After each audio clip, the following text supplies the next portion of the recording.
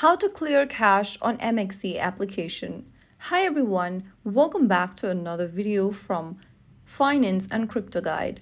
In this video, we will be learning how you can easily fix your MEXC application if it's feeling slow, freezing, or not loading properly.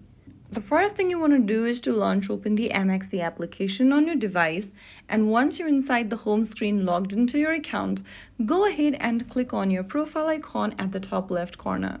Now once you're inside this profile section, scroll down and look for the settings button, tap on it, and on the next page, scroll down and look for the clear cache button.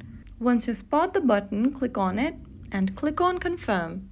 Once you do that, your application cache is now cleaned. This is a simple trick that can improve performance and fix small glitches inside your MEXC application using your smartphone. If you found the video helpful, don't forget to like, share, and subscribe to our channel. I will be back again in the next video. Thank you for watching.